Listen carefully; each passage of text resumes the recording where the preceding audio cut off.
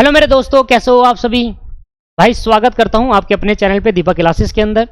और भाई और बहनों, आज की इस क्लास के अंदर मैं आपको सबसे इंपॉर्टेंट क्वेश्चन देने वाला हूं इंडस्ट्रियल लॉ के अंदर। लॉ के अंदर मैं 3 पार्ट में इंपॉर्टेंट क्वेश्चन निकालने वाला हूं। 3 पार्ट में अकाउंट्स का इंपॉर्टेंट क्वेश्चन वाले मैंने डाल दिया, अकाउंट के डाल दिए हैं और आप चैनल पे जाकर देख लेना, ठीक है। लॉ का इंपॉर्टेंट क्वेश्चन मैं आपको तीन लेक्चर में बताने वाला हूं। पहला, आज के इस लेक्चर के अंदर, आज के इस वीडियो के अंदर मैं आपसे डिस्कस करूंगा इंडस्ट्रियल लॉ के इंपॉर्टेंट क्वेश्चन। आप 25 मार्क्स गेन कर पाओगे आसानी से। 25 में से 20 तो गेन कर लोगे अगर ये क्वेश्चन, मेरे दिए क्वेश्चन याद कर लोगे तो। देखो इंडस्ट्रियल लॉ बहुत बड़ा है, हर चीज याद नहीं कर सकते। पहली बात, वीडियो स्टार्ट करने से पहले मैं आपको एक बार ये बिल्कुल बता देता हूं, साफ साफ बता देता हूं। देखो इंपॉर्टेंट क्वेश्चन का मतलब होता है पेपर में आने वाला पैटर्न, पेपर में किस तरीके से क्वेश्चन आ रहे हैं, किस तरीके से क्वेश्चन पूछे जाते हैं पेपर के अंदर, ठीक है। दूसरी बात, आप बिल्कुल अगर आप सोचते हो कि यार हमें सिर्फ पास होना है तो फिर ये करो। अगर आप सोच रहे हो मुझे अच्छे नंबर लाने हैं, थोड़ा अच्छे नंबर लाने हैं, एग्जामिनेशन स्कोर करना है, तो आपको फिर पूरा पढ़ना पड़ेगा। याद इनको कर लेना अच्छे से, लर्न बाय हार्ट इनको कर लेना, पढ़ना पूरा ही। मैं फिर कह रहा हूं, पढ़ना पूरा चैप्टर ही है, लर्न बाय हार्ट, पूरे दिल से इसको याद करना है आपको, इन क्वेश्चनों को। मतलब सारे क्वेश्चन मैं डाल चुका हूं इसके अंदर, मेन जो इंपॉर्टेंट क्वेश्चन थे सब डाल दिया है। और इंपॉर्टेंट क्वेश्चन वाली वीडियो बहुत ज्यादा जल्दी है क्योंकि आप बहुत जैसे शेयर कर देते हो उसको। तो दोस्तों, अगर आपने इसको शेयर नहीं करा दोस्तों के साथ, जो काफी स्टूडेंट जो क्लास नहीं लेते सेल्फ करते हैं लॉ को, बहुत सारे स्टूडेंट जो लॉ को सेल्फ कर रहे हैं, ठीक है, कोई दिक्कत नहीं है भाई, सेल्फ करो। बट इसके इंपॉर्टेंट क्वेश्चन, यार इंपॉर्टेंट क्वेश्चन सिर्फ और सिर्फ स्टडी मैथ की लैंग्वेज से ही याद करोगे, कसम खा लो। ये जो मैं लिखवा रहा हूं, ये इंपॉर्टेंट क्वेश्चन सिर्फ और सिर्फ स्टडी मैथ की लैंग्वेज से ही याद करोगे। और मैं कुछ टाइम के अंदर इनकेस जो भी इंपॉर्टेंट क्वेश्चन, इन इंपॉर्टेंट क्वेश्चन के नोट्स, जो मैंने अपनी पेड क्लास में स्टूडेंट को लिखवाया है, इंपॉर्टेंट क्वेश्चन के नोट्स मैं टेलीग्राम चैनल पर डाल दूंगा। अगर आप टेलीग्राम चैनल है, ग्रुप नहीं है दोस्तों, ग्रुप भी बना रखा है वो अलग है, पर टेलीग्राम चैनल पे मैं अपडेट देता रहता हूं। ये इसके पर्टिकुलर इंपॉर्टेंट नोट्स जो स्टडी मैथ की मेरी लैंग्वेज प्लस स्टडी मैथ की लैंग्वेज मिक्स है। स्टडी मैथ की 90% लैंग्वेज है, मेरी 10% लैंग्वेज, क्योंकि पेपर जो आएगा अगर आप स्टडी मैथ की लैंग्वेज याद करोगे तभी आप पेपर में सफल हो पाओगे, मैं आपको गारंटी दे रहा हूं। दोस्तों मैं फिर कह रहा हूं, अपनी लैंग्वेज लिखी ना आपने, आपके नंबर आएंगे नहीं 10। अगर मान लो डिफरेंस पता क्या है, 10 में से 8 नंबर आएंगे अगर स्टडी मैथ की लैंग्वेज लिखोगे। 10 में से अगर नंबर का पेपर होगा, 10 नंबर का एक क्वेश्चन होगा, अगर आप स्टडी मैथ की लैंग्वेज 8 नंबर आ सकते हैं, अगर आप अपनी लैंग्वेज लिखोगे तो 4 ही आएंगे, सिर्फ 3 आएंगे, ऐसे आएंगे नंबर। फिर कहते हो ना 100 नंबर का टाइम करके आए सिर्फ 20 ही, आए सिर्फ 25 ही, तो इस वजह से ही आते हो 25, इसलिए क्योंकि अपनी लैंग्वेज यूज करोगे तो यही होगा भाई।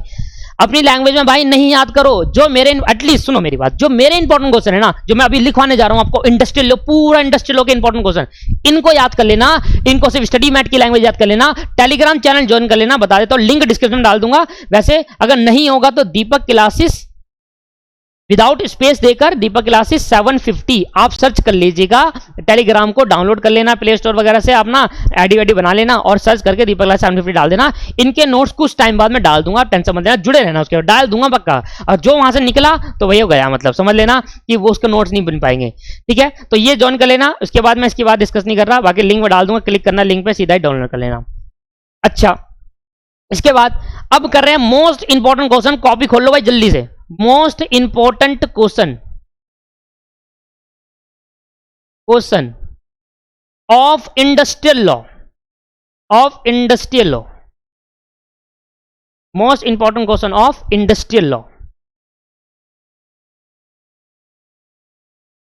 भाई मैं फिर आपको ये इंडस्ट्रियल लॉ 25 नंबर गेन करना है ना, ऐसे नहीं आएंगे 25 नंबर। मैं अभी कंपनी एक्ट के अंदर भी लाने वाला हूं इंपॉर्टेंट क्वेश्चन, कंपनीज एक्ट का भी इंपॉर्टेंट क्वेश्चन लाने वाला हूं दोस्तों, कंपनीज एक्ट का भी इंपॉर्टेंट क्वेश्चन लाने वाला हूं मैं। तो ठीक है, most important question of industrial law, companies act का भी लाऊंगा मैं, 35 नंबर का एथिक्स इंक्लूड होगा कंपनीज एक्ट के अंदर, कंपनीज एक्ट के भी इंपॉर्टेंट क्वेश्चन लाऊंगा। मैं कसम से कह रहा हूं आपको, इंपॉर्टेंट क्वेश्चन याद करके जाना। आप ऐसा खुशी होगी ना, आपको ऐसी खुशी होगी ना, कहेगा सर ये जो बताए थे वो इंपॉर्टेंट क्वेश्चन के क्वेश्चन पेपर में आए, क्योंकि हर बार वही आ रहे हैं भाई, ठीक है। तो एक एक करके 8 चैप्टर हमारे इंडस्ट्रियल लॉ के, 8 चैप्टर के इंपॉर्टेंट क्वेश्चन लिखने जा रहे हैं। पहले स्टार्ट करेंगे बोनस एक्ट, बोनस साथ साथ लिखेंगे, जल्दीबाजी नहीं करेंगे, साथ साथ लिखो मेरे साथ साथ। बोनस एक्ट, बोनस एक्ट के अंदर क्या याद करना है, देखो मैं अपनी इंडस्ट्रियल लॉ के अंदर स्कैनर जो है ना, स्कैनर के उसमें आपके पास स्कैनर की मैंने जो बनाया है स्कैनर, जो पिछले साल के टाइम के पेपर है, वो मैं स्कैनर आपको टेलीग्राम में सेंड कर दूंगा, जो मेरे बनाए हुए, वैसे नहीं जो स्कैनर मिलता है वो मेरे बनाए वो मैं सेंड कर दूंगा टेलीग्राम में स्कैनर की पीडीएफ। वो स्कैनर की पीडीएफ के अंदर भी बहुत सारे इंपॉर्टेंट क्वेश्चन है, जो कि क्या होता है इंडस्ट्रियल लॉ के अंदर वैल्यू बेस्ड क्वेश्चन आते हैं, तो वो वैल्यू बेस्ड क्वेश्चन अगर आप कर लेते हो तो वेल एंड गुड है, वो बहुत अच्छी बात हो जाएगी। बोनस एक्ट के अंदर सबसे पहले आपका जो क्वेश्चन है, पहला question, what is the meaning, पहला क्वेश्चन जो है आपके पास लिखना मेरे साथ साथ, व्हाट इज द मीनिंग, साथ साथ लिख लो, एक पन्ना निकालो या फिर एक कॉपी निकाल लो अपनी लॉ की copy, what is the meaning of employ. और मैं फिर कहूंगा जब भी ये क्वेश्चन याद करोगे ना, for entitlement of bonus, for entitlement of bonus, भाई बहुत इंपॉर्टेंट है, आपको बहुत बेनिफिट देने वाला है। मैं सारे कंपनी एक्ट के भी लाऊंगा, कमर्शियल लॉ के भी लाऊंगा। कहां पर वैल्यू बेस आते हैं, इंडस्ट्रियल लॉ के अंदर वैल्यू बेस आते हैं, एक दो क्वेश्चन इंडस्ट्रियल लॉ के अंदर वैल्यू बेस आ जाता है, तो वो वैल्यू बेस के क्वेश्चन की, अच्छा वो वैल्यू बेस क्वेश्चन कहां से आएगा, वो यहीं से आएगा। भाई कुछ नहीं होता वैल्यू बेस के अंदर, आपको वैल्यू बेस क्वेश्चन के अंदर दो चीज लिखनी है बस। पहली चीज आपका वो पर्टिकुलर प्रोविजन क्या आता है, वो मैं आपको यहां इंपॉर्टेंट में लिखवा दूंगा। जैसे कि मैंने कहा फॉरफीचर ऑफ ग्रेजुटी, इसका वैल्यू बेस्ड क्वेश्चन बनता है। फॉरफीचर ऑफ ग्रेजुटी की क्लास डाल रखी है मैंने, आराम से देख लो, नहीं समझ में आएगी तो। फॉरफीचर ऑफ ग्रेजुटी का वैल्यू बेस्ड क्वेश्चन बनता है, मान लेते हैं। तो फॉरफीचर ऑफ ग्रेजुटी में वैल्यू बेस्ड क्वेश्चन के अंदर पढ़ना है, दो चीज लिखनी होती है, एक लिखता हूं कंक्लूजन, एक लिखता हूं प्रोविजन। प्रोविजन क्या कहता है, वो जो मैं लिखवा रहा हूं इंपॉर्टेंट क्वेश्चन वहीं से याद करना है, और दूसरा कंक्लूजन अपने अकॉर्डिंग देना होता है, प्रोविजन पढ़कर कंक्लूजन समझ में आता है। दो चीज लिखनी होती है वैल्यू बेस्ड क्वेश्चन में, कुछ नहीं लिखना होता। पहला प्रोविजन, कि वो पर्टिकुलर फॉरफीचर ऑफ ग्रेजुटी की जो बात कर रहा है, पूरी लाइन पढ़ोगे आप, पैराग्राफ से पढ़ोगे, केस लॉ पढ़ोगे, तो वहां पता चलेगा कि ये particular concept forfeiture of gratuity से है, तो लिख दिया ये पर्टिकुलर फॉरफीचर ऑफ ग्रेजुटी से है। दूसरा वो ग्रेजुटी का कॉन्सेप्ट क्या कहता है, प्रोविजन क्या कहता है, लॉ क्या कहता है, वो लिख दिया एज पर स्टडी मैट, सिर्फ स्टडी मैट और कुछ नहीं। किसी की बुक फॉलो मत करना, किसी की भी नहीं। अगर आप किसी की बुक फॉलो करोगे, सिर्फ उन्हीं की करना जो स्टडी मैट को कॉपी करते हैं बस। हाँ भाई, क्योंकि नंबर स्टडी मैट के जाते हैं, आप समझने की कोशिश करें, आप सजेस्टेड आंसर खोल के देख लीजिए। इंस्टीट्यूट कहता है कि इस तरीके से आंसर को प्रेजेंट करो, बच्चा पता नहीं किस तरीके से प्रेजेंट कर रहा है, मुझे तो समझ नहीं आ रहा। इंस्टीट्यूट कहता है कि सजेस्टेड आंसर को फॉलो करो। सजेस्टेड आंसर किस चीज का है, इंस्टीट्यूट सजेस्टेड आंसर में कहां से निकालता है, कॉपी करता है, सिर्फ कहां से, स्टडी मैट, अपने स्टडी मैट से सजेस्टेड आंसर की कॉपी। मतलब अगर लिखा होगा बोनस फॉरफीचर ऑफ ग्रेजुटी बताओ, ग्रेजुटी फॉरफीचर करने का कौन सा बताओ, स्टडी मैट में जो ग्रेजुटी का कॉन्सेप्ट होगा वही उठाकर डाल देगा सजेस्टेड में। आप चेक कर लेना, अगर मैं गलत बोल रहा हूं तो सजेस्टेड खोल के देख लो, एक एक आंसर कॉन्सेप्ट पे मैच करेगा। क्यों कह रहा हूं भाई ऐसा, मैं अच्छे नंबर चाहिए, एग्जाम्शन लाना है, क्यों नहीं आती लॉ के अंदर, आएगी ना एग्जाम्शन, ढंग से पढ़ोगे तभी तो आएगी, अपनी लैंग्वेज लिखोगे नहीं आएगी। सर मान लेते हैं कि हम नहीं कर पा रहे, मान करते हम याद नहीं हो पा रहा हमसे, तो एटलीस्ट 70-80% तो स्टडी मैट याद करो। 70 देखो, फिर नहीं याद करो तो फिर क्यों प्रोफेशनल कोर्स में आए, क्यों है प्रोफेशनल कोर्स में आने का मतलब है कि आपको अच्छे से पढ़कर जाना है। देखो यूनिक बनोगे तभी पास हो पाओगे, यूनिकनेस खत्म हो जाएगी तो पास नहीं हो पाओगे, आपको पता है। भीड़ से ना आगे निकलना पड़ेगा सर आपको। 15-20 हजार बच्चे इंटर का एग्जाम देंगे, उस भीड़ से आप अकेले पास होंगे कितने बच्चे, सिर्फ 12%, 13%, 15%, मैक्सिमम टू मैक्सिमम 18% बच्चे पास हो गए। 15-20%, 15-20 के बीच में रिजल्ट आएगा। अब 80% बच्चे फेल हो रहे, तो आप उस 80 में आना चाहते हो, उस 15 में आना चाहते हो। और सबसे ज्यादा बच्चे लॉ में फेल होते हैं, ये बात ध्यान रखना, क्योंकि लॉ सब सोचते हैं कि सेल्फ स्टडी कर लेंगे, मजा आ जाएगा, पढ़ लेंगे, लिख आएंगे, चलो सेल्फ स्टडी कर रहे हो कोई बात नहीं, फाइनेंशियल प्रॉब्लम होती है तब सेल्फ स्टडी होती है, कोई दिक्कत नहीं आ रही, सेल्फ स्टडी करो पर ढंग से तो पढ़ लो, स्टडी मैट तो कर लो एटलीस्ट। तो किसी के नोट्स वगैरह फॉलो मत करना भाई। देखो नंबर, वही बात है ना, मैं नंबर तो आएंगे पर कम आएंगे, बस ये फर्क है। नंबर आएंगे भाई, नंबर आपको रोकने से कोई नहीं सोचता। आप किसी के नोट्स, आप अपनी लैंग्वेज लिखोगे तब भी नंबर देंगे वो आपको, आप अपनी किसी के नोट्स फॉलो करोगे तब भी नंबर देंगे। नोट से कुछ नहीं होता, स्टडी मैट से खुद के नोट्स बनाओ। और जो मैं पढ़ाता हूं ना पेड लेक्चर के अंदर, वो भी स्टडी मैट के खुद के नोट्स होते हैं। स्टडी मैट के नोट्स को ही कॉपी करता हूं, उसी को डिटेल में एक्सप्लेन करता हूं, फिर जाकर समझाता हूं। पर वो छोड़ो बात, अभी बात कर रहे हैं सिर्फ इंपॉर्टेंट क्वेश्चन की, और इंपॉर्टेंट क्वेश्चन आप कसम खा लो स्टडी मैट के अलावा याद नहीं करोगे, ठीक है। हाँ 80% अगर स्टडी मैट याद कर लेना तो आप 20% अपने आप लिख दो, कोई दिक्कत नहीं है, पर 80% एटलीस्ट स्टडी मैट याद करो, आपको नंबर मिलेगा भाई। 10 में से मिलेगा 8, क्यों नहीं मिलेगा, मैं कह रहा हूं ना मिलेगा, कोई काट नहीं सकता। अरे जब स्टडी मैट में वो लिखा है और हमने भी आंसर वही प्रेजेंट करा है, तो आने वाला क्या काट सकता है, अगला एग्जामिनर तो ना काट देगा नंबर। हाँ स्टडी मैट कुछ और लिखा हुआ है, आपकी लैंग्वेज कुछ और है, तो फिर काटेगा, उसके बाद पूरी वो है कि पूरी छूट है उसके बाद वो काटने की। इसलिए दोस्तों आप समझने की कोशिश करें, मैं फिर बार कहूंगा, जितने भी इंपॉर्टेंट क्वेश्चन मैं लिखवा रहा हूं वो सिर्फ स्टडी मैट की लैंग्वेज से होना चाहिए। स्टडी मैट खोल लेना बस, उसमें से कर लेना। सेकंड पॉइंट, और जो केस स्टडी आएगा ना वो इन्हीं क्वेश्चनों में से आएगा, ये बात ध्यान रखना, इसी क्वेश्चन में से केस स्टडी आएगा। सेकंड लिखना, पहले तो आपको लिखना है what is the meaning of employ for entitle bonus के लिए कौन सा एम्प्लॉय एंटाइटल है, कौन सा एम्प्लॉय एलिजिबल है, वो आपको लिखना है। दूसरा, एलिजिबिलिटी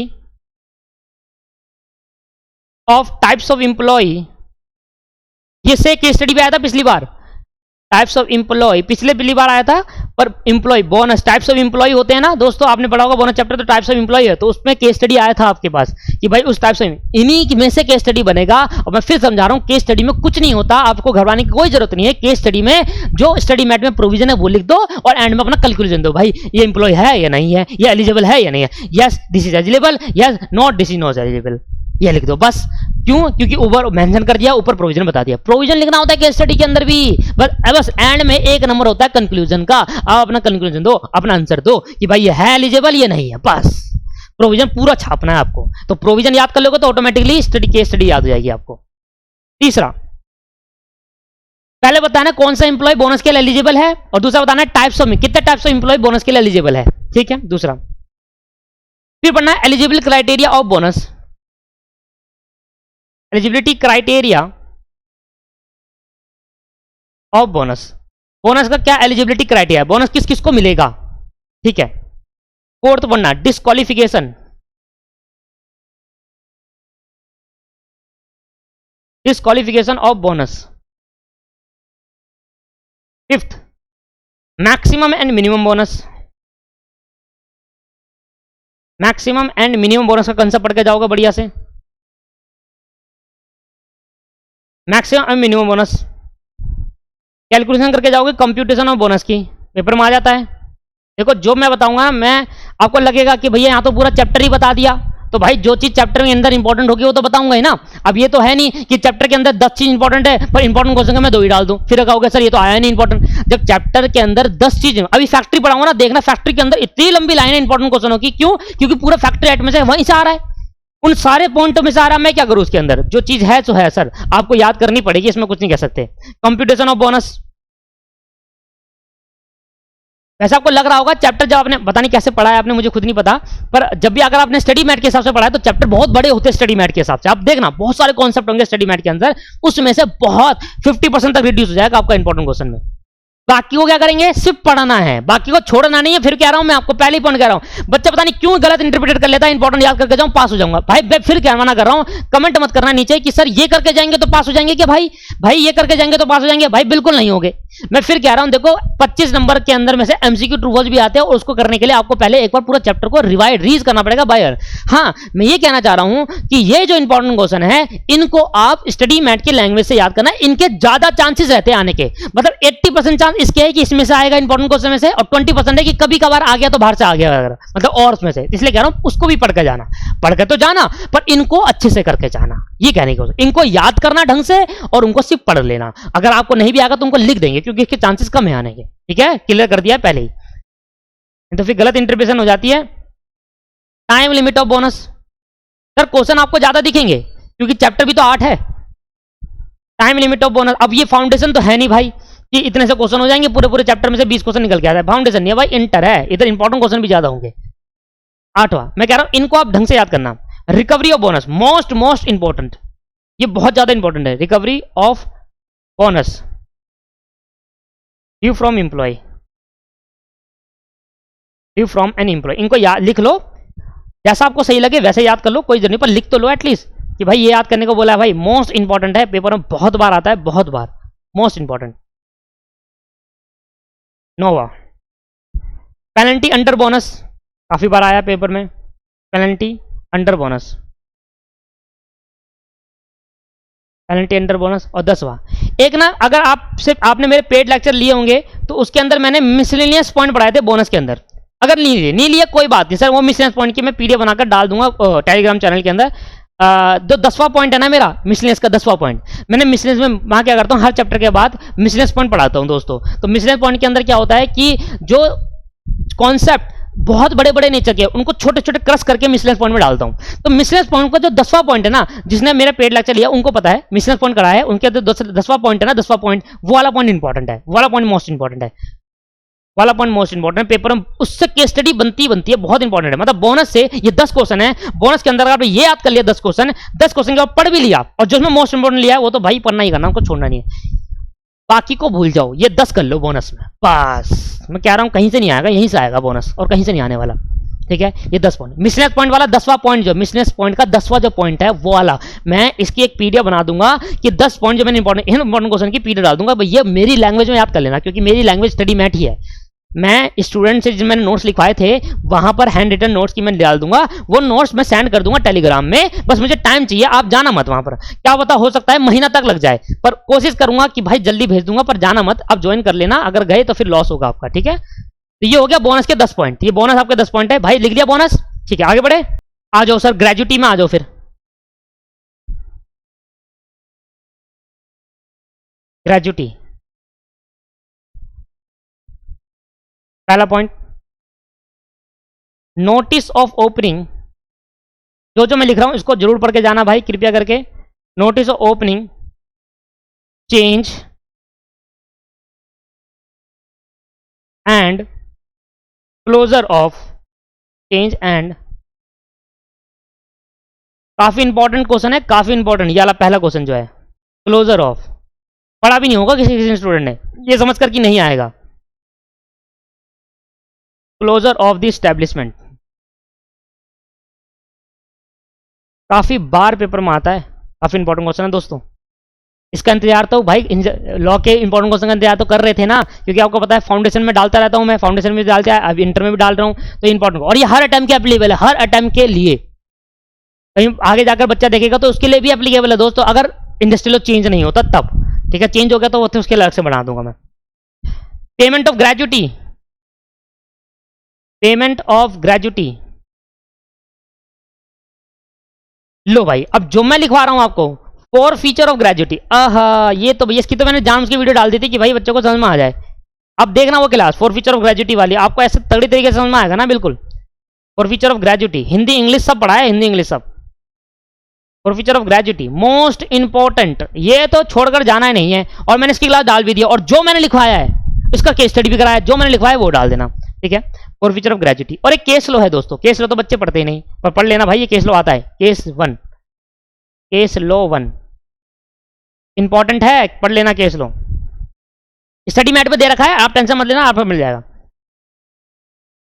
ये केस लो है KSRTC बैंगलोर, इससे क्या बनता है, इससे वो बन जाता है आपके पास value based question, case study type question बन जाते हैं।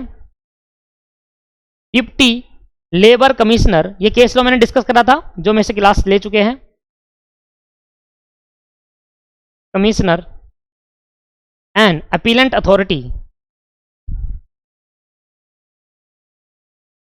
Appellate commissioner and appellate authority,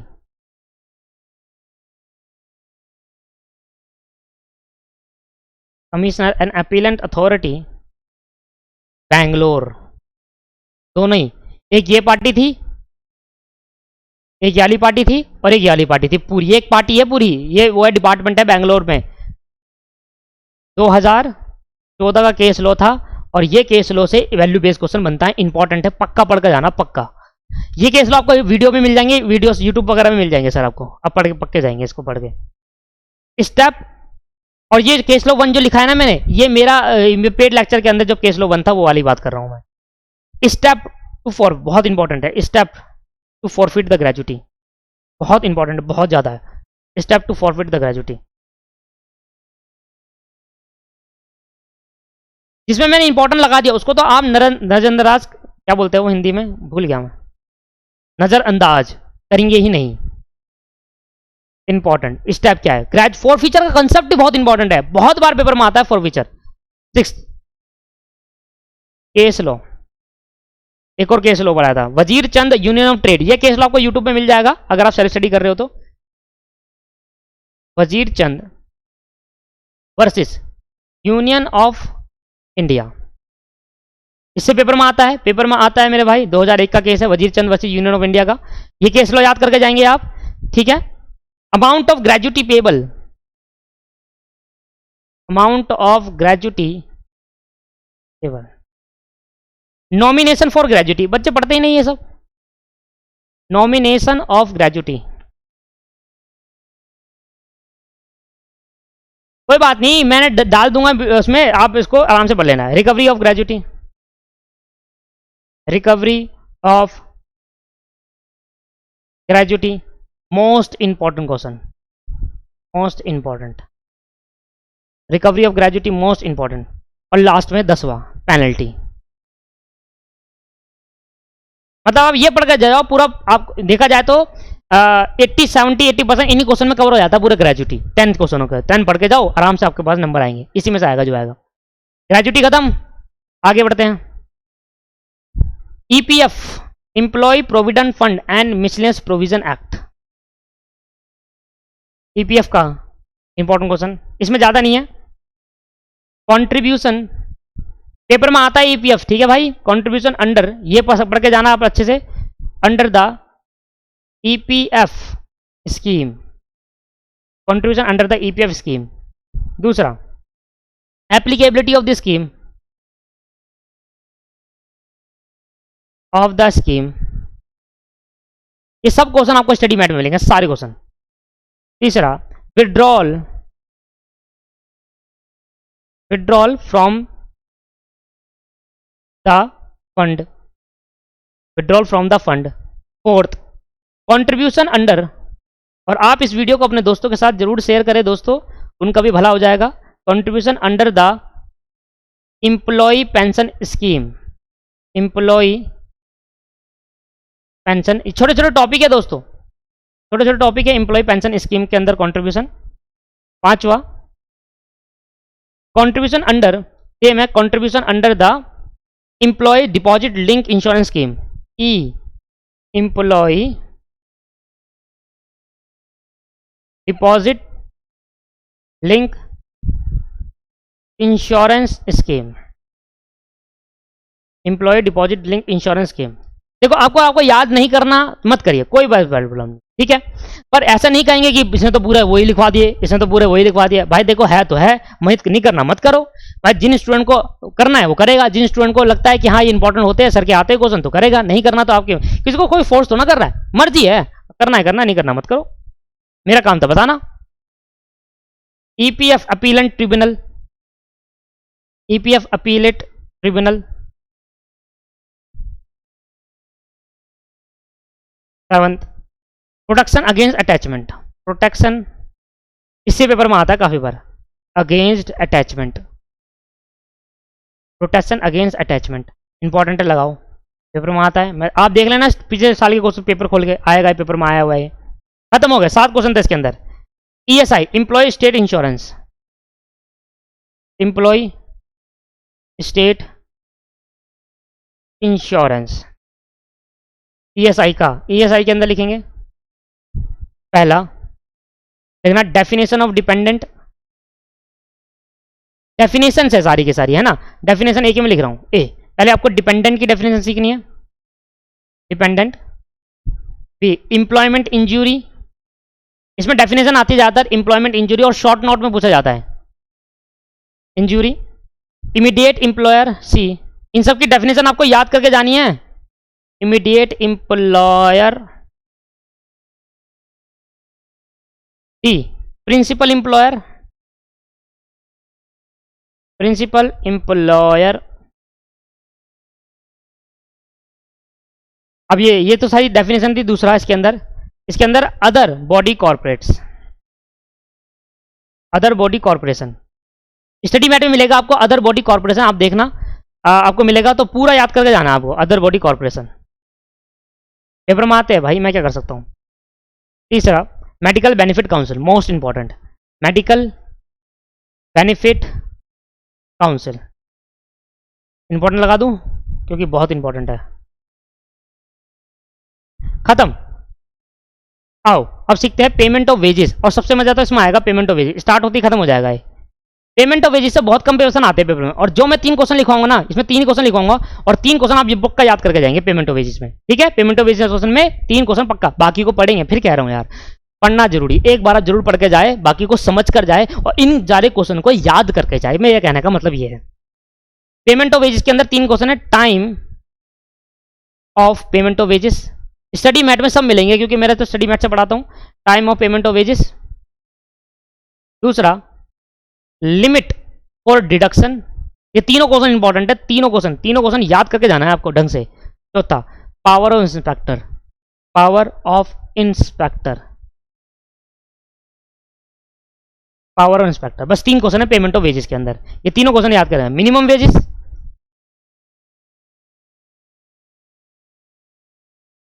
minimum wages,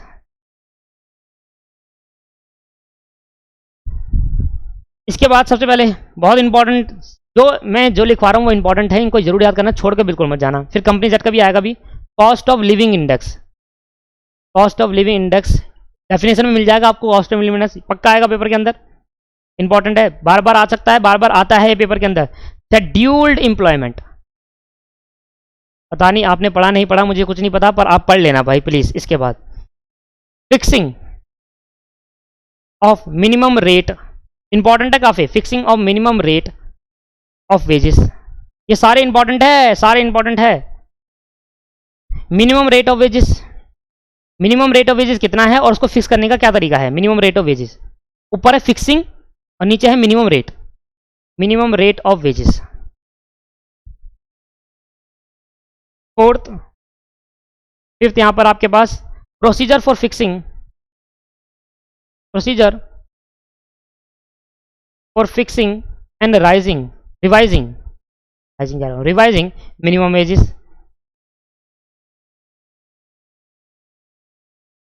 sixth overtime, काफी इंपॉर्टेंट है, लो इंपॉर्टेंट। सर ये जो लाल पेंसिल लगा रहे हो इसका मतलब क्या है, इसका मतलब ये है कि पेपर देने मत चले जाना इनको याद करे बिना इसका मतलब ये है भाई, इनको याद करना ही करना है, किसी हालत में नहीं छोड़ के जाना, और बाकी को भी करना है, इनको तो करना ही करना है, ये तो कंपलसरी है। बाकी को अगर आपको लगता है कि यार 1-2 छोड़ देता हूं तो हो सकता है 1-2 बस मैं कहूंगा छोड़ना मत बिल्कुल भी, सबको ना ढंग से याद करके जाओ, अच्छे नंबर आएंगे, गारंटी 60+ एग्जाम्पशन आ जाएगी। इन्हीं में से एमसीक्यू पूछता है, स्टडी मैट के जितने एमसीक्यू सब कर लो, इन्हीं में से आएंगे, देखना आप, इन्हीं में से होते हुए एमसीक्यू। वेजेस फॉर 2 और मोर क्लासेस ऑफ वर्क, बस वेजेस फॉर 2 और मोर। जो भी क्वेश्चन मैं यहां पर लिखवा रहा हूं ये पेपर में एक ना एक बार आए हुए हैं, ठीक है। चलो यहां पर खत्म हो गया दोस्तों, 1 मिनट, यही तो यहां खत्म हो गया, इसके ऊपर एक 2 क्वेश्चन और थे सर, मिनिमम वेजेस नहीं, इस पे ईएसआई में 2 क्वेश्चन और थे, यहां लिख दूं मैं, तीसरे के बाद यहां लिख देता हूं, 2-3 क्वेश्चन और है ईएसआई में। 1 मिनट रुक जाओ भाई, ईएसआई में नहीं है वो है यार, हाँ ईएसआई में ही है, ईएसआई में 3 के बाद चौथा क्वेश्चन लिख लो यार, इन 2-3 क्वेश्चन और छूट गए मेरे से, यहां पर लिखे थे मैंने, 4th 5th और 6th 3 क्वेश्चन है। 4th है कंट्रीब्यूशन ईएसआई में, ठीक है, ईएसआई खोल रहा, ईएसआई वाले इंपॉर्टेंट क्वेश्चन में, तीसरे के बाद चौथा ये रहा, contribution under employee state insurance fund, employee state insurance fund, benefit and medical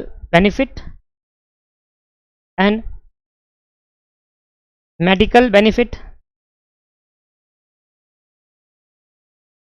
purpose for which the fund may be expended, purpose for which the fund may be expanded,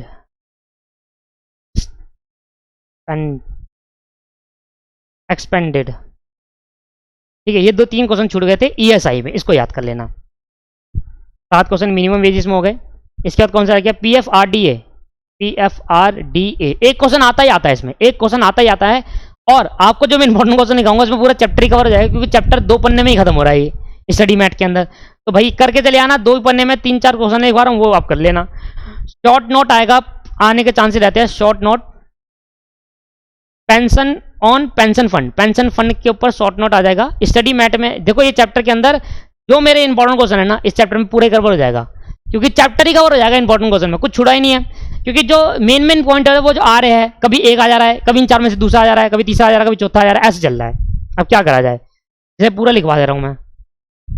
provision of national pension system, NPS, तीसरा short note, भाई ये 3 question जो है ना, short note of central record keeping agency, record keeping agency, भाई बहुत important. ये 2 question तो काफी इंपॉर्टेंट है, ये ले दोनों, एनपीएस और ये सेंट्रल रिकॉर्ड कीपिंग एजेंसी, ये दोनों याद करके जाना। एक क्वेश्चन आता है भाई, एलिजिबिलिटी नॉर्म्स, ज्यादा बड़े बड़े नहीं है, आप अगर पढ़ोगे तो एक बार समझ में आ जाएगा, of central record keeping agency, eligibility norms of central record keeping agency. और last 5 short note on point on preference, point of preference.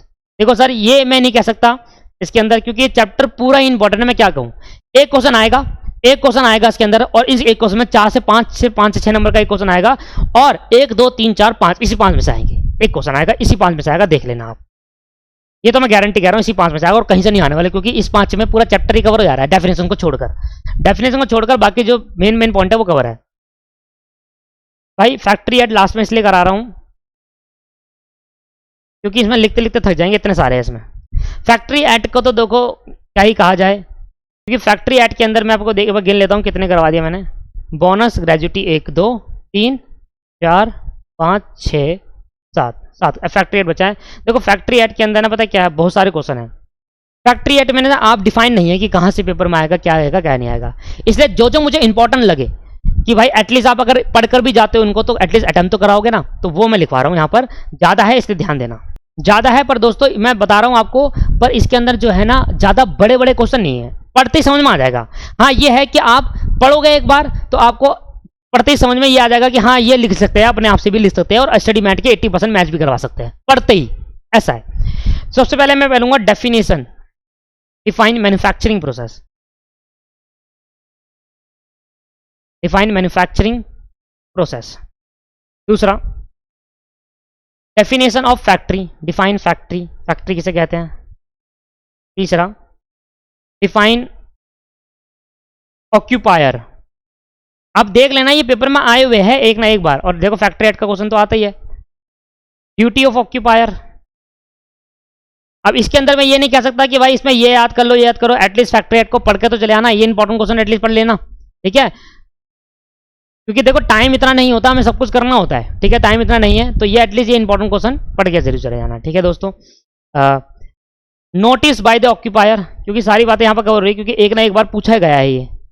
देखो अब वो नहीं चलेगा यहाँ पर फाउंडेशन की तरह कि भाई ये इंपॉर्टेंट क्वेश्चन ये आएगा, मतलब फैक्ट्री के अंदर ये आएगा, ऐसा नहीं हो सकता।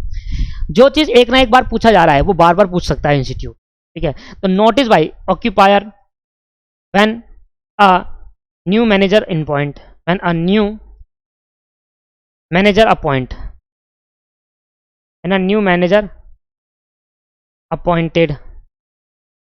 5वां 6th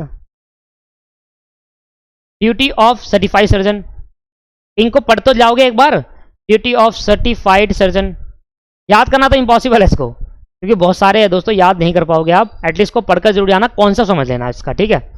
7 एटलीस्ट ये बता तो दूंगा, है तो बहुत बड़ा। देखो अगर आप फैक्ट्री एड को खोलेंगे ना, फैक्ट्री एड को खोलोगे तो इनकी जो क्वेश्चन मैं लिखवा रहा हूँ इनसे भी बहुत सारे क्वेश्चन इसके हैं। क्लीननेस।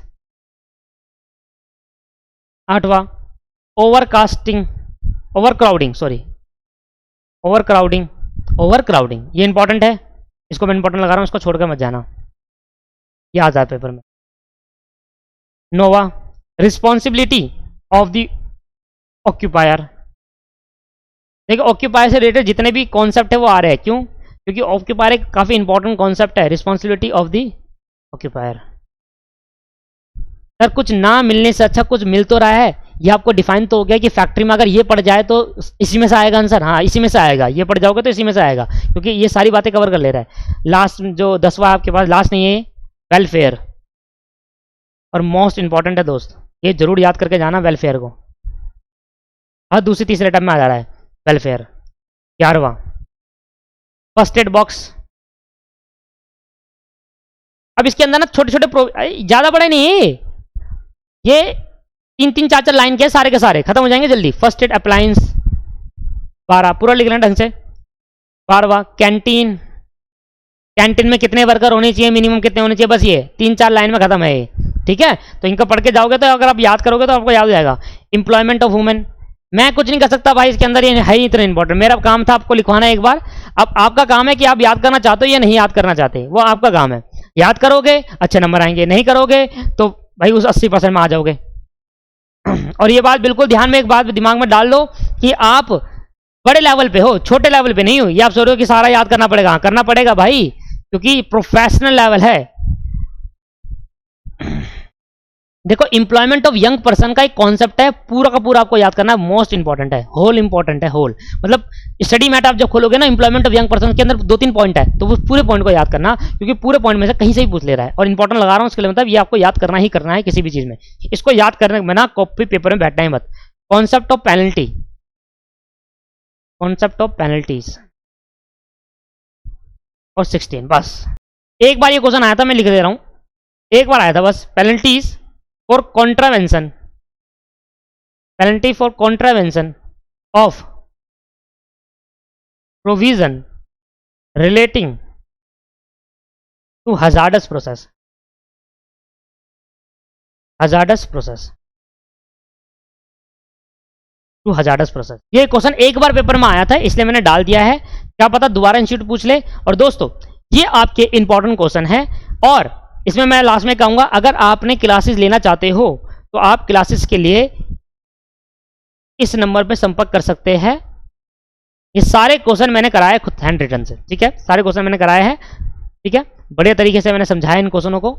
और इस नंबर पे आप व्हाट्सअप करके क्लासेस के बारे में डिटेल पूछ सकते हैं, क्या प्राइसेस वगैरह है, सस्ता ही होगा औरों से, ये तो मेरी गारंटी है। क्वालिटी हाई, प्राइस कम, क्वालिटी हाई रहेगी बिल्कुल, मतलब स्टडी मैट पे ही फोकस करा जाएगा, इंपॉर्टेंट क्वेश्चन पे फोकस करा जाएगा, स्कैनर पे फोकस करा जाएगा। अगर आप क्लासेस लेना चाहते हैं, नहीं लेना चाहते, अपनी इच्छा है, कोई दिक्कत नहीं है, आप इंपॉर्टेंट क्वेश्चन को याद करिए, ठीक है। टेलीग्राम चैनल करना मत भूलिए, लिंक डिस्क्रिप्शन में डाल दूंगा, अगर नहीं होगा तो खुद सर्च कर लेना दीपक क्लासेस 750, उसको आराम से ज्वाइन कर लेना, ठीक है। धन्यवाद। अच्छी लगी वीडियो तो लाइक करें, और देखना पेपर में आपको बेनिफिट जरूर होगा। आप पेपर आके खोल कर देखना, जो भी 4-5 क्वेश्चन आएंगे वो इन्हीं में से होंगे। Thank you very much, thank you, bye.